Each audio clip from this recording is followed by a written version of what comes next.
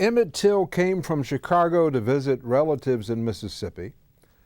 He was a young teenager, precocious, and he went in the store one day in this little town and whistled at this woman who was white, and that led to his death. When he whistled, we ran, we jumped in the car, and we got out of there. Just because he whistled? Oh, yes. It's like if you're a kid, you throw a rock and break a window, you don't hang around to see what's going to happen. And you knew that in Mississippi, at that time, 1955, that was something you didn't do. That was something you didn't do. Emmett Till and I were the same age when he died. We were the exact same age. And I lived a rather sheltered life growing up in Philadelphia in the North. And it was the first time that I had a real understanding of what life in the South could be like. That here was a kid who whistled at a white woman and was tortured, beaten, and killed. I mean, his brains were blown out. I was looking at his ears, and that's when I discovered a hole about here, and I could see daylight on the other side. I said, now, was it necessary to shoot him? For a whistle? It was an awakening for me and for many people. When people saw what had happened to this little 14-year-old boy, they knew then that not only were men, black men, in danger, but black children as well.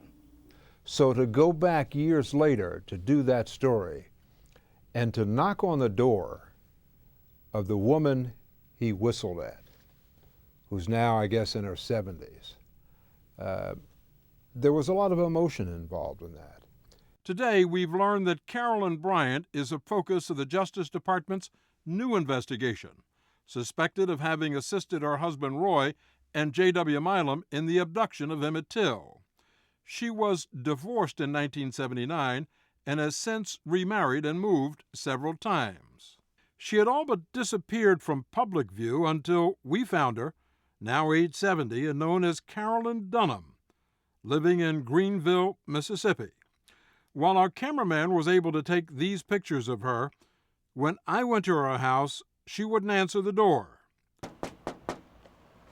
Moments later, her son, Frank Bryant, arrived, and we tried to talk to him.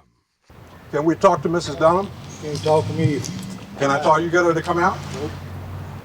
I have some questions I'd like to ask her about Emmett Till. Okay. I'm sorry? Too bad. And in talking to her son, my perception of him is that he was just like his mother was at the time.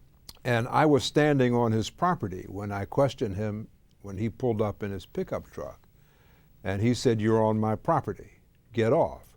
Well, I couldn't stand on his property. So there was a driveway there. I just took a few steps back and stood on the lawn of the people next door and continued to ask my questions. I wasn't going to go away. Will she come out and talk to us? What I just tell you? Tell me again. No. She won't. No. Goodbye. I'm back?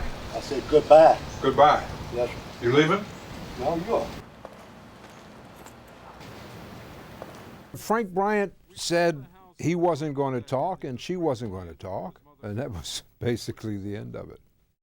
I think in a lot of cases, justice will catch up with you. It doesn't catch up with everyone, but in most cases it will. And in some of these cases, particularly in the civil rights cases, you know, it takes years. It takes absolute years.